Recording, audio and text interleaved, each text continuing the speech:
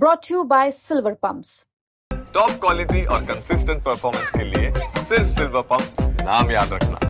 1800च्या शतकातून plague, त्यानंतर अगदी 20व्या शतकात आलेला स्वाईन फ्लू, तिथून पुढे आपण पाहिलं तर वेगवेगळ्या संसर्गजन्य रोग, त्याच्यानंतर कोरोना, अशा सगळ्याच हॉटस्पॉट ठरलेलं हे पुणे शहर. आता इथे थैमान कशाने घातलंय तर जीबीएस गलेन बॅरेस सिंड्रोम बॅक्टेरियाने होतो, त्या पाण्यामार्फत तो पसरतोय. आणि आता मी उभा आहे पुण्याच्या ज्या एक्सटेंडेड, ज्याला आधी एकेकाळी ही सगळी वेशीवरती गावं होती, खडकवासला असेल, धायरी असेल, किंवा आता नांदेड सिटीचा थोडा आणखी पुढे मी इथं आता उभा आहे. ही सगळी गावं पालिकेने स्वतःकडे तर घेतली, म्हणजे पालिकेच्या ज्युडिशिक्शन अंडर, त्या ऍडमिनिस्ट्रेशन अंडर तर आली, पण बेसिक गरजा होत्या त्या मात्र पूर्ण झाल्यात की नाही याबद्दल प्रश्नचिन्ह उपस्थित होतं. कारण गावकरी आधी पाण्यासाठी बांधले, आता पाणी आलं तर फिल्ट्रेशन नाही, आणि त्यामुळे जीबीएस हा मोठ्या प्रमाणात सिंहगड रस्त्याने इथून पुढे गेलं की सगळ्यात जास्त रुग्ण इथे सापडतात. गावकरी आहेत, सरपंच आहेत, तिथले नेतेच सगळे माझ्यासोबत आता बोलायला, आणि काय घडतंय आपण त्या सगळ्यांकडून जरा समजून घेऊ. किती रुग्ण सापडले या ठिकाणी? आता नांदेड गावामध्ये आपण आहोत. या ठिकाणी आमच्या अंदाजे, आमच्या सर्वेनुसार 16 रुग्ण तरी ऍक्टिव्ह आहेत. आसपास समजा किरकटवाडी गाव आहे किंवा खडकवासला गाव आहे, या ठिकाणी आपण सगळे पकडले तर 30-40 रुग्ण आमच्या भागामध्ये सापडतील तुम्हाला. ते ऍक्टिव्ह रुग्ण आहेत. म्हणजे आमचा जीवन मरणाचा संघर्ष अजून काय संपलेला नाही, ते आमच्या 5वीला पोहोचलेला आहे. आमची गावं घेतल्यावर 32 गावं, या गावांकडे एकदम सावत्रपणाने वागवलं जाते. आम्हाला सगळ्यात जास्त रेव्हन्यू आमच्या गावातून जातो, डेव्हलपमेंट चार्जेस आमच्या भागातून जातात. खडकवासला आमच्या बोकांडी आहे, तिथले एनडीए आमच्या गावामध्ये आहेत. जमिनी सगळ्या आमच्या वापर आहे सरकारी कामांसाठी, परंतु कोणत्याही सुविधा महापालिका आम्हाला देत नाहीत. आज आम्ही पाण्याकरता मरमर करतोय, हे सगळं पाणी बंद नळामध्ये ह्या विहिरीमध्ये पडतंय. या विहिरी जुन्या आहेत, याचं ऑडिट झालं पाहिजे. यांना कोणती सिक्युरिटी नाहीये. एखादा कोणी माणूस आला आणि त्या विहिरीत काय टाकून गेला तर अख्खी गावं धावलेली लागते.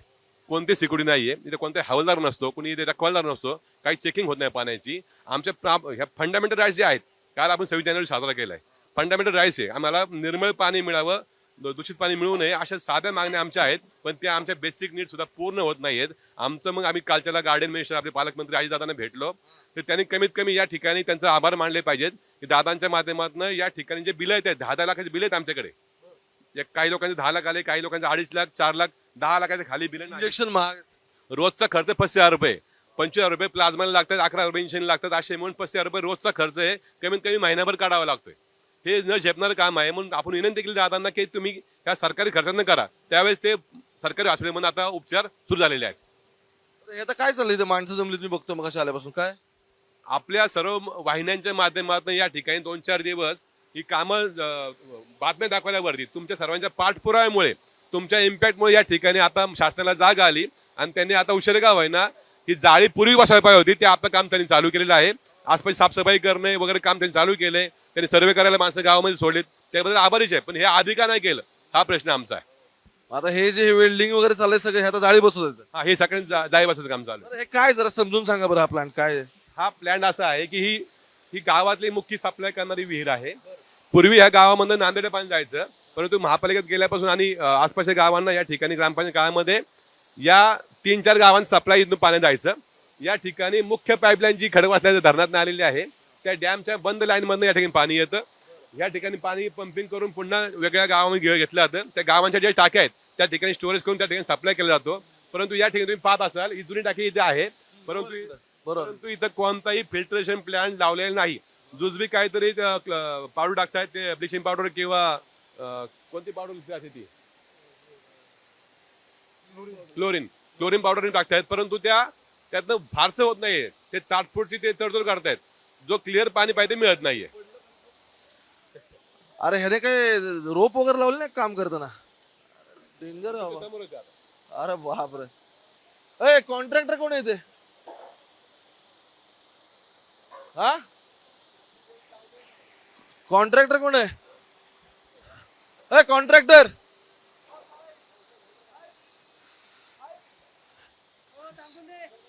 इकडे बघा. आता हे पालिका पण काय भारी कारभार आहे यांचा. ह्या विहिरीतून हे सगळे पंपिंग पॉवर हाऊस आहेत, ठीक आहे. ह्या प्रत्येक गावाची इथं पाईपलाईन आहे. या पाईपलाईनने गावाच्या प्रत्येकाच्या टाक्या आहेत, त्या टाक्यांमध्ये ते थेट पाणी तिथं जातं. आता हे जे पाणी आलं इथे तुम्हाला दिसतंय सगळं, हे पाणी खडकवासला धरण म्हणजे ज्याला आपण पुण्याचा तो टॅपच आहे, नळ आहे खडकवासला. जवळपास 2 टीमचं धरण आहे, त्या टीमतून सगळ्या शहराला पाणी. तुम्ही कॉन्ट्रॅक्टर आहे का? तुम्ही कॉन्ट्रॅक्टर आहे का? हे जायचं काम चाललंय? हो चाललंय. मग आता तो बसलाय त्या बांबूवर, तो खाली पडला तर काय करायचं? सेफ्टी मेजर्स कुठे आहेत ते? लावायला सांगतो.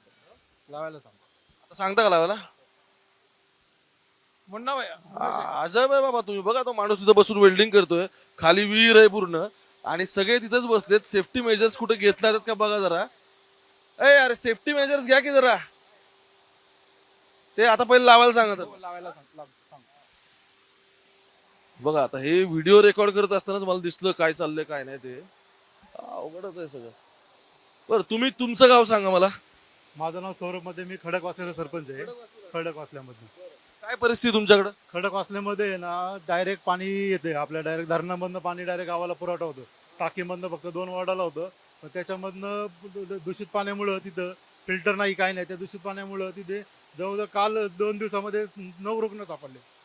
2 दिवसात 9 रुग्ण सापडले, आणि सगळे प्रायव्हेट हॉस्पिटलमध्ये.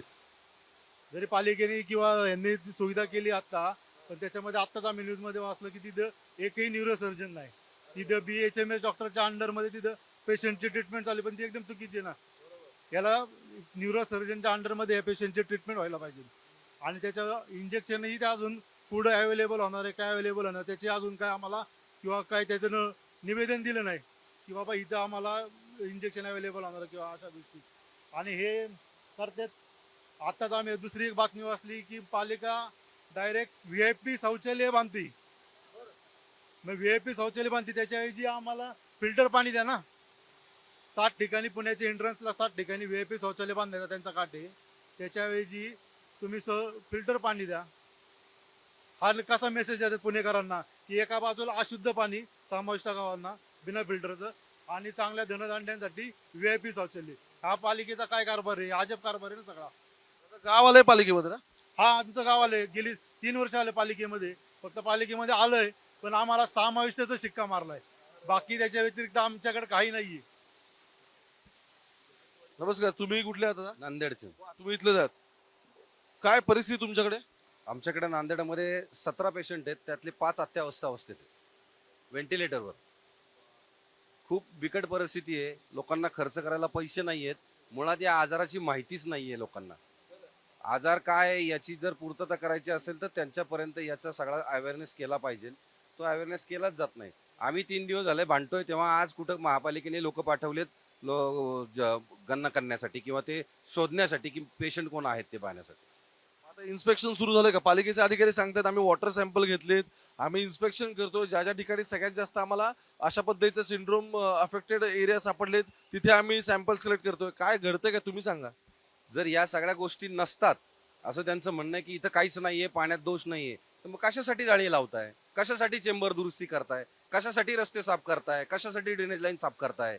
काहीतरी आहे ना कारण. ते असल्या कारणामुळेच तर तुम्ही एवढी सगळी सुविधा करण्यासाठी तयारी गडबड करताय. आज माध्यमांच्या माध्यमातून आम्ही जर ही उचल घेतली नसती तर आज याच्याकडचं दुर्लक्षच झालं असतं.